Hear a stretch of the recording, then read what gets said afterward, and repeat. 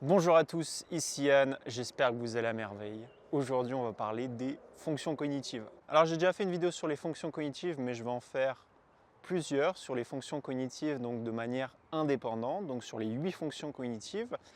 Et ceci est la première vidéo générale sur les fonctions cognitives afin que vous puissiez capter ce que c'est, à quoi ça sert, quelle est l'influence des fonctions cognitives sur votre vie, c'est-à-dire sur tous les aspects de votre vie et également sur quelque chose qui s'appelle les relations, que ce soit les relations amicales, amoureuses, sexuelles. Les fonctions cognitives, c'est méga important et c'est pour ça que je vais faire d'autres vidéos spécifiques sur le sujet parce que c'est vraiment le sujet le plus important des archétypes de personnalité. Premièrement, ce que vous devez capter, c'est que quand on parle d'archétypes de personnalité, donc quand on parle d'ESFJ, ISFJ, ISFP, ENTP, ESTJ, n'importe quel archétype de personnalité, ce qu'on parle concrètement et ce que je vous parle quand je vous parle de ces archétypes, c'est quelque chose qui s'appelle un ensemble de fonctions cognitives. C'est-à-dire que si vous prenez un archétype comme un ESTJ, un ISTP, les fonctions cognitives qui vont les régir, c'est-à-dire les fonctions cognitives principales qui vont dépendre de cet archétype, ne vont pas être les mêmes.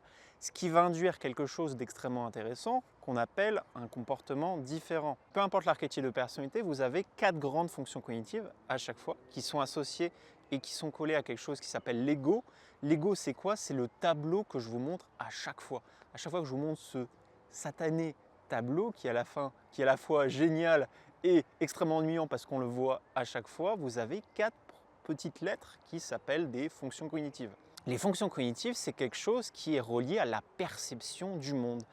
Une fonction cognitive, c'est une petite zone dans votre cerveau qui va vous permettre de percevoir le monde. Donc Jung, d'abord, il est arrivé avec ses grosses pattes et il a dit « Ok, les gars, il y a quelque chose qui s'appelle des fonctions cognitives. C'est ce qui détermine si vous êtes introverti et extraverti. » Et après, il y a les filles qui ont fait le MBTI qui sont arrivées et qui ont dit « Ok, en fait, réellement, il y a 8 fonctions cognitives. » Et après, il y a des recherches qui ont été faites sur ces fonctions. Concrètement, c'est quoi les fonctions cognitives? Les fonctions cognitives, c'est la manière dont vous percevez le monde. Ils sont au nombre de 8, on les détaillera dans plusieurs vidéos.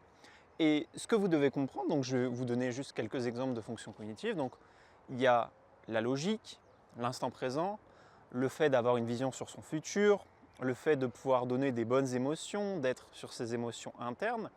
Et ces fonctions cognitives, pour votre archétype de personnalité, à chaque fois, vous en avez 4 qui sont placés par ordre dans la zone qu'on appelle votre ego et également 4 autres qui sont placés dans quelque chose qui s'appelle votre inconscient. Je vais vous mettre le classique modèle que j'avais fait pour les INFP. Et sur ce modèle, vous pouvez voir qu'il y a 8 fonctions cognitives pour les INFP. Donc les INFP, c'est un archétype de personnalité. Qu'est-ce que vous pouvez voir? Elles sont classées par ordre, c'est-à-dire tout en haut, vous avez une fonction cognitive qu'on appelle FI, qui est leur première fonction cognitive, c'est leur super pouvoir. Et tout en bas, on a une fonction cognitive qui s'appelle TI, qui est leur dernière fonction cognitive. Donc ces fonctions cognitives sont classées par ordre de puissance. Comment vous pouvez vous projeter, vous imaginer en quelque sorte les fonctions cognitives? Vous pouvez vous les imaginer de la manière suivante. Les fonctions cognitives, c'est comme si vous, en tant qu'humain, donc vous avez un corps, un système nerveux, voilà, vous recevez des choses et vous transmettez des choses. Vous imaginez que vous êtes une sorte de radio. Et une radio avec 8 fréquences qui vont tourner à différentes vitesses. La première radio, donc pour les INFP, va être FI et ça va tourner extrêmement vite. On va dire à 100 Hz, 100 images par seconde. Vous prenez ce que vous voulez comme point de référence, ça tourne très très vite.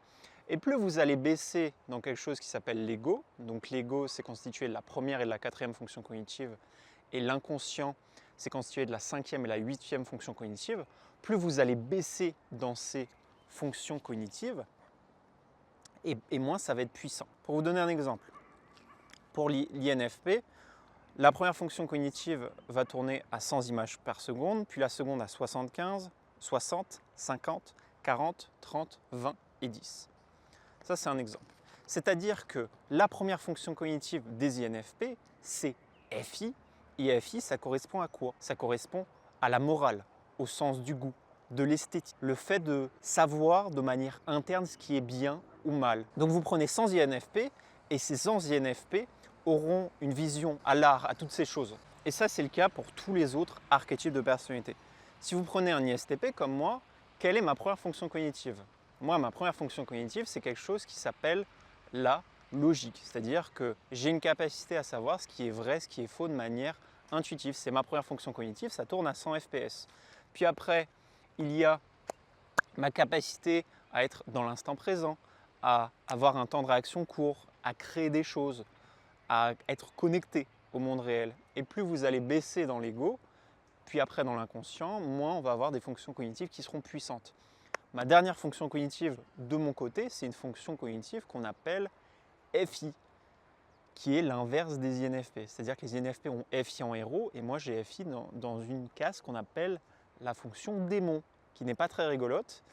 Et ça mène les ISTP à manquer d'amour de soi, avoir un très mauvais sens du goût, de l'esthétique, de toutes ces choses-là. La notion de bien, de mal, les ISTP n'en ont pas grand-chose à faire. Ce qui compte pour les ISTP, c'est l'éthique, pas la morale. Donc l'éthique, c'est faire en sorte que les gens se sentent bien. Et ce que vous devez savoir, c'est que tous les archétypes de personnalité ont ce stack de fonctions cognitives qui est différente suivant leur personnalité. Si vous prenez une ESFJ, ou un ESFJ, les premières fonctions cognitives, ce seront FE et SI. Ce sera leur fonction dominante. Donc ce que vous allez percevoir, en plus des lettres que je vous avais dit, donc par exemple ISTP, vous allez voir que c'est un introverti, qui est dans la sensation, la pensée, donc T c'est thinking, et P la perception. Si vous voulez en savoir un peu plus sur les lettres, je vous invite à regarder ma vidéo que j'ai faite sur le MBTI. Donc ce que vous allez percevoir quand quelqu'un va vous parler, va être en face de vous, c'est en fait ses fonctions cognitives. Moi, quand vous me parlez, vous voyez que je suis direct. Ce que vous allez voir, que c'est de la logique, c'est de la sensation. J'ai envie de faire des trucs, j'ai envie de faire cette vidéo, j'ai envie de vous expliquer des choses.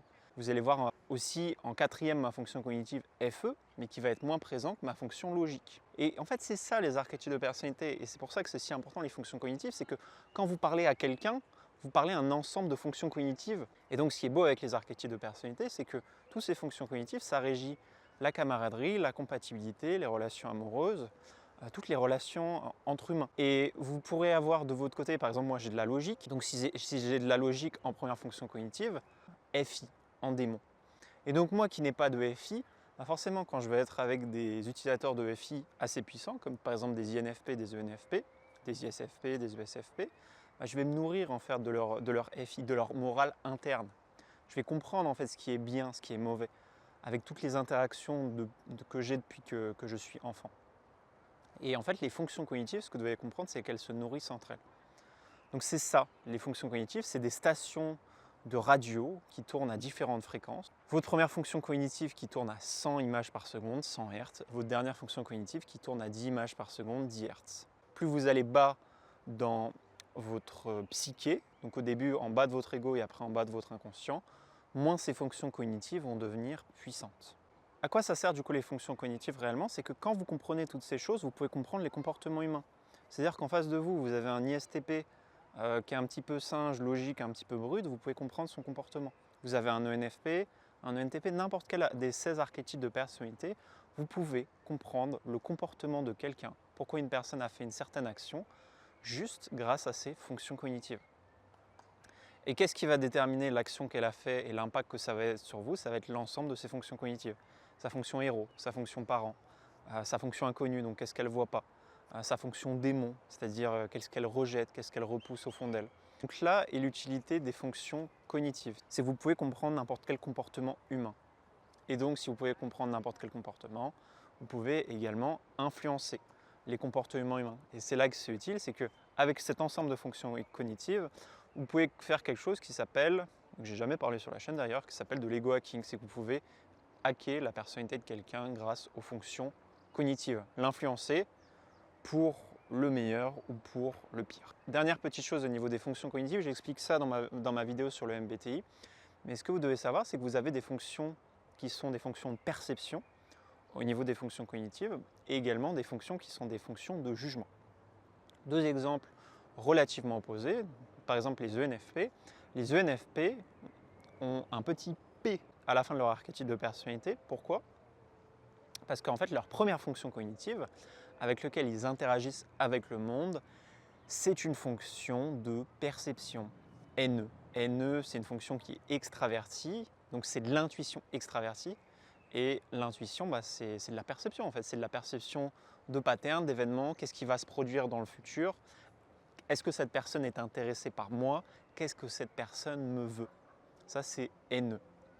Et si on prend un exemple comme par exemple un ESTJ qui a un TE en héros, puis après un SI, les ESTJ seront un archétype en jugement, parce qu'ils ont un TE héros, donc TE c'est la pensée des autres, qu'est-ce que les autres pensent, et SI, les sensations internes, c'est mes sensations internes à moi, donc c'est comment je me sens par rapport à la pensée des autres. Donc c'est un archétype qui est en jugement. Si on prend par exemple un archétype comme un INTJ, pareil, on a NI héros, qui est qu'est-ce que je veux moi, avec un TE, donc c'est un archétype qui est en jugement. Un ENFJ, comment les autres se sentent, qu'est-ce que je veux faire dans le futur, archétype en jugement. Donc j'explique ça dans ma vidéo sur le MBTI, mais vous devez comprendre que les fonctions cognitives sont soit en perception, soit en jugement. Les archétypes en jugement auront besoin d'une très petite quantité d'informations pour juger quelque chose. Les archétypes en perception devront avoir beaucoup plus de quantité d'informations sur un sujet donné pour émettre un jugement. Voire même, il y aura certains archétypes, je pense notamment aux ENTP, aux INTP, qui seront même carrément du côté de ceux qui ne jugent pas, qui sont toujours neutres sur plein de sujets. J'ai un exemple d'INTP qui m'a dit récemment qu'il était assez neutre sur tous les sujets. Pourquoi? Parce qu'il a un TI héros, donc il est très logique, il a un NE, il est capable de percevoir les choses, il a une bonne mémoire long terme.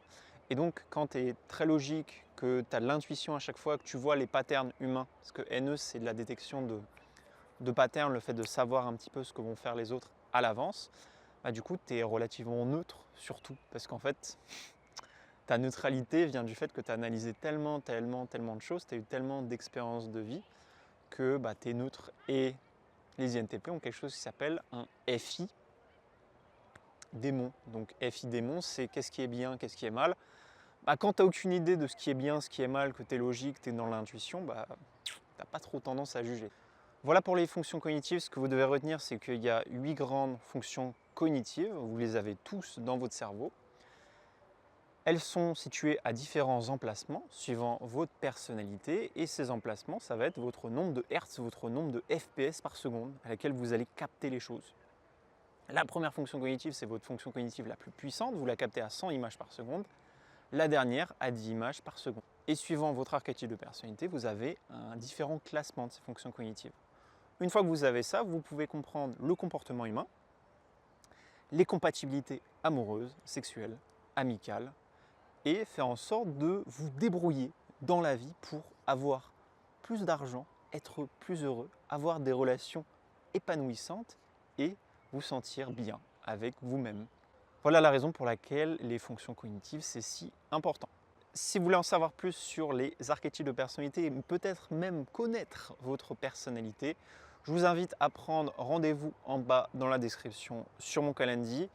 Si vous avez jugé cette vidéo éducationnelle utile, je vous invite à mettre un pouce vert et également vous abonner à la chaîne. C'était Yann. Si vous voulez en savoir un peu plus sur la fonction cognitive la plus répandue sur Terre, je vous invite à cliquer sur cette vidéo. C'était vraiment un plaisir de faire cette vidéo. Moi, je vous dis à la prochaine. Ciao, ciao!